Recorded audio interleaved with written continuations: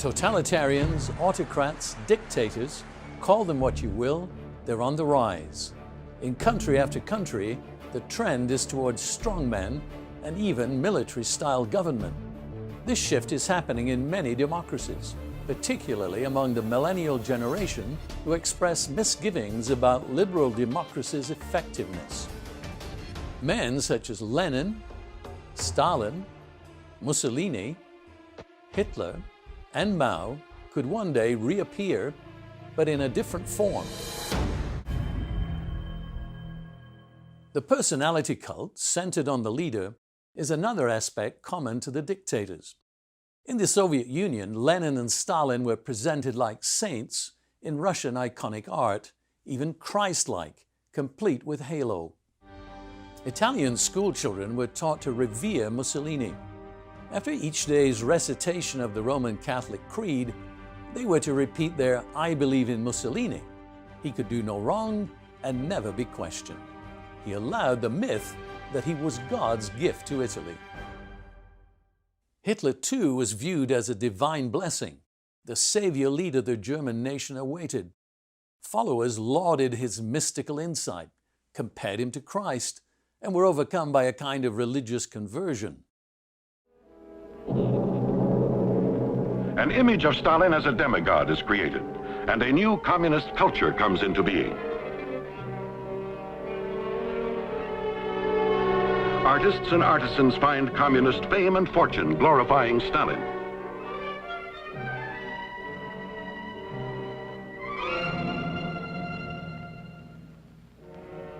Stalin becomes a man of the people, the source of all goodness, all wisdom, all love. Stalin is pictured as the guardian of the hearth and home, a hero for children to worship. He is very much aware of one of communism's primary objectives, to capture the minds and hearts of the young. He gives great attention to the Komsomol, the Young Communist League, whose aim is to link every step in the training and education of the youth toward victory in the class struggle, a world under communism. Family ties are discouraged. The state is supreme. Translation: religion is the opiate of the people. Religious satires are staged throughout the Soviet Union. Atheism continues to be the official state doctrine since Lenin's time. Communism instructs, never forget the clergy are the greatest enemies of the Soviet state. Indoctrinators are guided by Lenin's instruction. Children must be taught to hate their parents if these are not communists. Students preparing to teach find that 40% of their coursework is made up of subjects promoting communist doctrine. I'm a pretty communist. They intend that to be a compliment or an insult. I'm not entirely sure. The image of Adolf Hitler, the Führer, leader of the Nazi Party, casts a long shadow over the second half of the 20th century. A vision of incomprehensible evil that endures today. But behind this figure was an ordinary man, a master manipulator whose talent for public speaking and deep understanding of how to effectively use propaganda propelled him to ultimate power. In power, Hitler and the Nazi Party would build a propaganda and terror machine to persuade, coerce, and ultimately mobilize the population of Germany, defining the Nazi state through the notion of strength through unity. One people, one Reich, one Führer.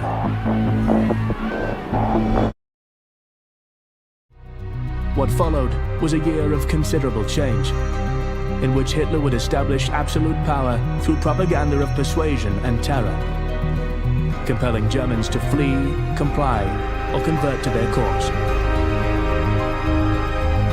exerting control over every aspect of German culture and ideology.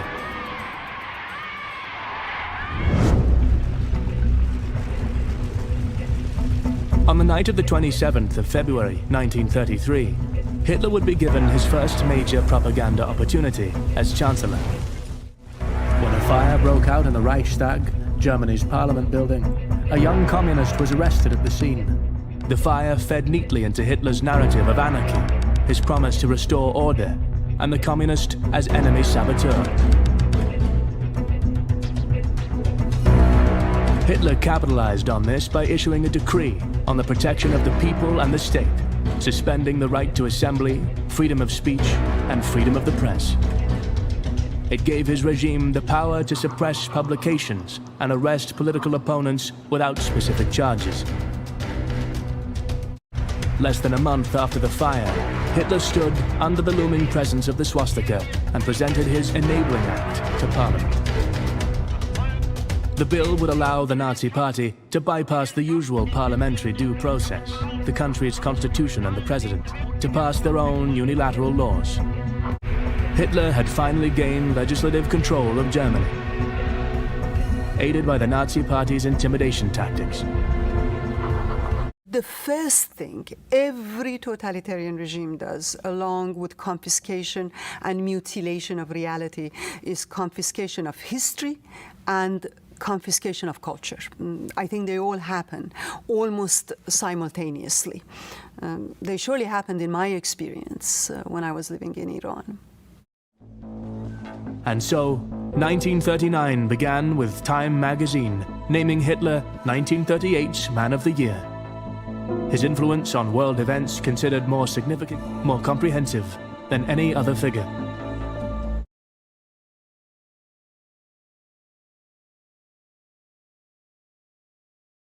Books represent humanity at its best and its worst.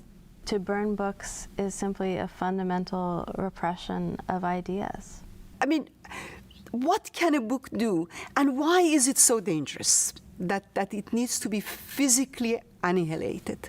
In 1933, in April, Nazi German students decided to organize a nationwide book burning program to eliminate foreign influence, to purify German culture as they saw it. So you have committees of students meeting with professors together, deciding what categories of books in these university libraries would count as un-German. They didn't see themselves as suppressing culture, they saw themselves as advancing Aryan German culture. A grand total of the number of volumes, perhaps best estimates, would be between 80 or 90,000 volumes. For weeks afterwards, books were confiscated from libraries, from bookshops, and from private collection. Really, all literature is dangerous to a regime that fears the free flow of ideas, because the literature in its most fundamental way is meant to forge connections among human beings. Because you don't know where it takes you. Knowledge is always unpredictable. There is always a risk. It is like Alice jumping down that hole, running after that white rabbit, not knowing where she goes. And for tyrants, control is the main thing. They don't like this unpredictability.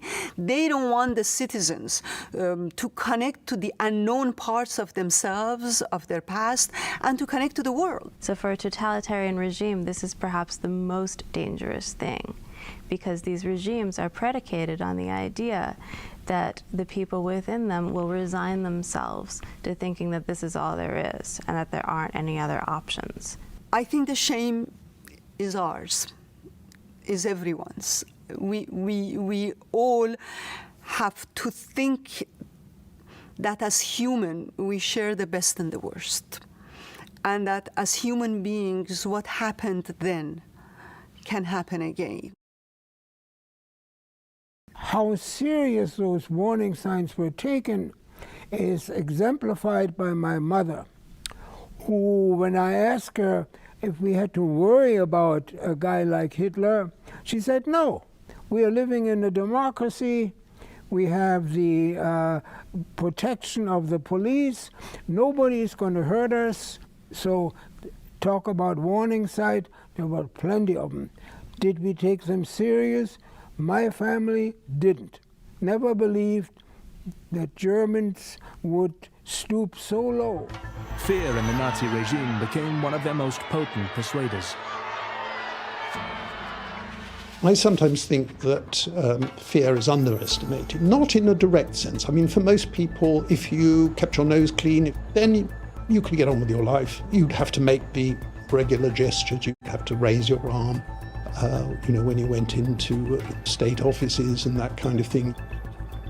Otherwise, the regime, on the whole, wouldn't bother you. But at the back of your mind, it seems to me, if I'd been living in that regime, I would have been aware that if I did step out of line, then nasty things could happen to me.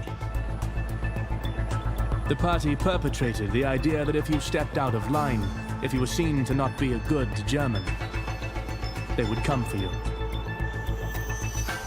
And come they did.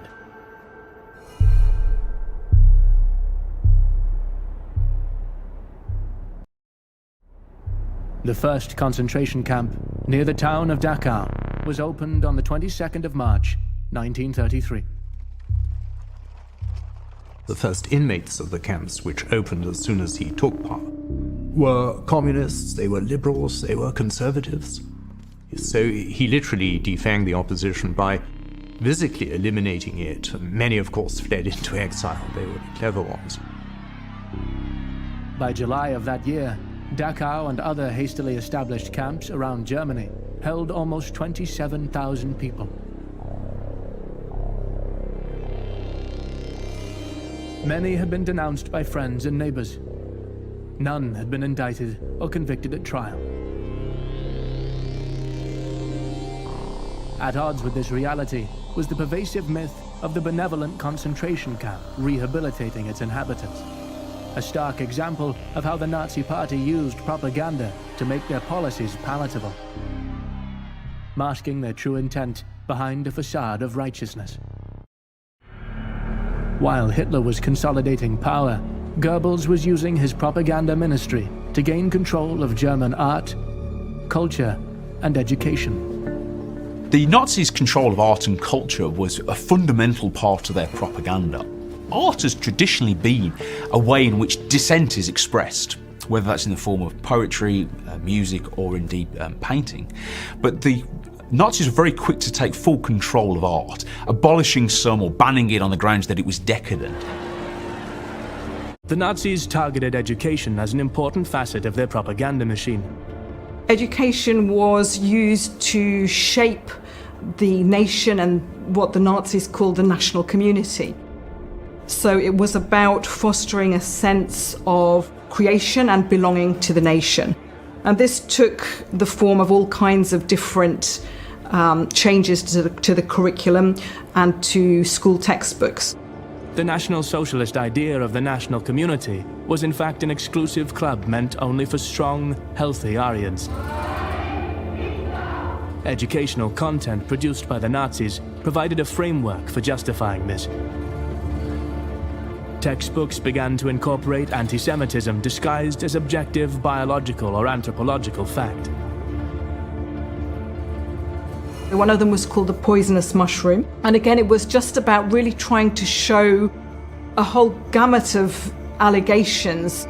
So the Jew as a communist, the Jew as a financier. Classrooms became an important frontier for perpetuating Nazi ideology, disguised as education. The way that German was taught was also important too, so that there was a focus in education, in German lessons, not just on the language, but on the literature as well, and on folk tales and German myths and legends, as well as on components of the blood and soil ideology that meant that people were bound up to the nation and to the land.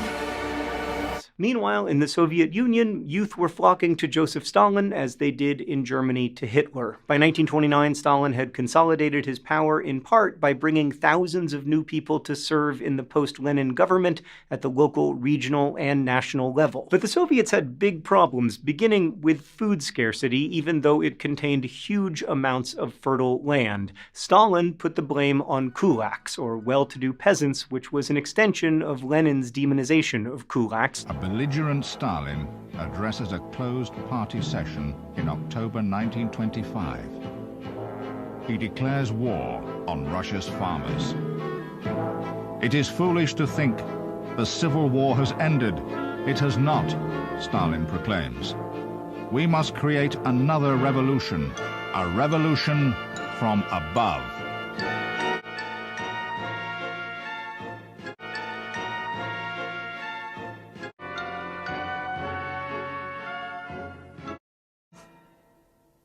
But no word of this reaches the farmers. Their yield increases. The economy flourishes. And the farmers continue to bring their grain to the docks for shipment abroad. Grain, as the Soviet Union's principal export, is also its chief source of hard currency. Thanks to its farmers, Russia is able to buy the machinery needed for rapid industrialization. And for the first time in living memory, enjoys a respectable economy.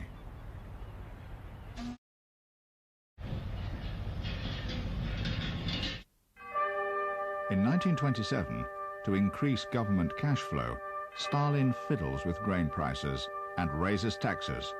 It doesn't work. The farmers balk and refuse to sell their grain. Stalin again turns up the heat. He sets out to collectivize all farming, by deadly force where necessary. Russia's farms will become state-owned communes, and the kulaks will work them, under the lash. Stalin's plan is to provoke an upheaval in the villages that will rip to shreds the fabric of rural Soviet life and deliver the kulaks up for slavery. He redefines the word kulak to include all but the poorest of the poor. Frightened and confused, the kulaks pass the word among themselves to assemble in Moscow and request a hearing. They pour in from all corners of the vast Soviet Union. Now Stalin, pleased with his phony trial, orders an all-out media assault. Kulaks are the stronghold of counter-revolution. Rise up in arms against the kulaks. Liquidate the kulak class. Use your fist against the kulak fist. Do you support something like Meat-Free Mondays? New Zealanders doing that for climate change? I think actually more health, Paddy. For health reasons, I think there's nothing wrong from New Zealanders cutting back on meat, but for our exporters, actually, we produce such a small portion. So meat-free Mondays are a thing where you kind of into it? Look, for health. Paddy, can I answer? Yes, of course you can, Jeff. Go on, sorry. Okay, so number one, if you're going to eat meat... Meat-free Mondays, are you into it? No, if you're going to eat meat, yes. Eat New Zealand meat, because our meat producers are the best in the world and we have the lowest level of carbon emissions for our meat. So if you're going to eat it, eat New Zealand meat every single time. And no, I'm not going to tell people when they can eat their meat. I'm not into communism, or fascism. I'm actually into democracy. People can make their own minds up. It's their money, it's their meat, it's their bodies. Give people a bit of freedom. See, somebody sent me an email, a video actually last Friday, and it had you talking at the Socialist Union International, whatever it's called. Yes. And you mentioned the word comrade about 4 times in a minute. What was that about? It was a rally, and I would have been about 25 years old, and it probably would have been in Hungary. It was in 2009. It would have been in Hungary, was it, or was it in... It was in 2009. Oh, well, I can't remember which country it was in.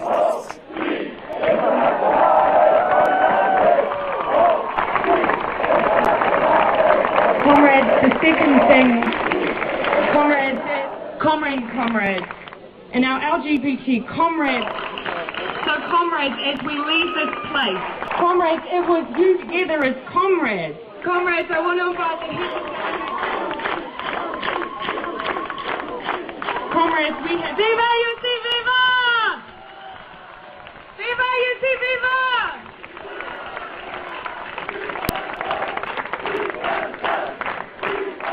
Country it was in. Do you think you've changed since those days? No, not particularly. No.